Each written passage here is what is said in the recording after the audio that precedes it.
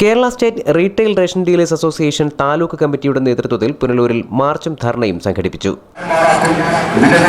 Kerala state retail ration dealers association Pathanapuram taluk കമ്മിറ്റിയുടെ നേതൃത്വത്തിൽ നൂറുകണക്കിന് റേഷൻ വ്യാപാരികൾ പങ്കെടുക്കുന്ന വമ്പിച്ച പ്രതിഷേധ മാർച്ച് ഈ വാഹനത്തിന് തൊട്ടു പിന്നാലെ കടന്നു വരികയാണ്.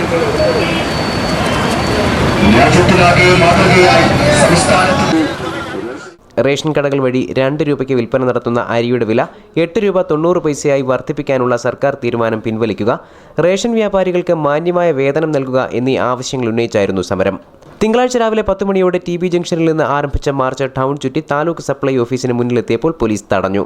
തുടർന്ന് നടന്ന ധർണ സംസ്ഥാന വൈസ് പ്രസിഡന്റ് പനച്ചവിള റസാഖ് ഉദ്ഘാടനം ചെയ്തു. റേഷൻ വ്യാപാരി സംഘടനകളുമായി പോലും ചർച്ച നടത്താതെ ഏകപക്ഷീയമായി 2 രൂപയ്ക്ക് 9 കിലോ സാധനം ലഭിക്കുന്ന 18 രൂപയ്ക്ക് ലഭിക്കുമെങ്കിൽ ജനുവരി മാസം മുതൽ ആ സാധനം 1 കിലോയ്ക്ക് 8 രൂപ 90 പൈസ ഈ രാജ്യത്തെ കാർഡ് ഉടമകൾ നൽകിയാലേ അവർക്ക് റേഷൻ കടകളിൽ നിന്ന് ലഭിക്കുകയുള്ളൂ.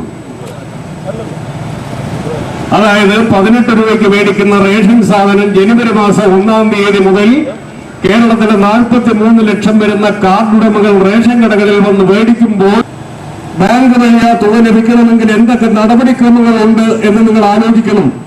താലൂക്ക് പ്രസിഡന്റ് നെട്ടയം രാമചന്ദ്രൻ അധ്യക്ഷത വഹിച്ച യോഗത്തിൽ ജനറൽ സെക്രട്ടറി സുബൈർ റാവുത്തർ സ്വാഗതം പറഞ്ഞു. ജില്ലാ വർക്കിംഗ് പ്രസിഡന്റ് ഷാനവാസ് ഖാൻ, സുകുമാരൻ, ഭാരതീപുരം ബാബു, മീര സാഹിബ് എന്നിവർ സംസാരിച്ചു. ടി രാധാകൃഷ്ണൻ, കമറുദ്ദീൻ, ജലാലുദ്ദീൻ, ഉണ്ണികൃഷ്ണപിള്ള, മുരുകൻ നായർ, മുസ്തഫ തുടങ്ങിയവർ പ്രകടനത്തിന് നേതൃത്വം നൽകി.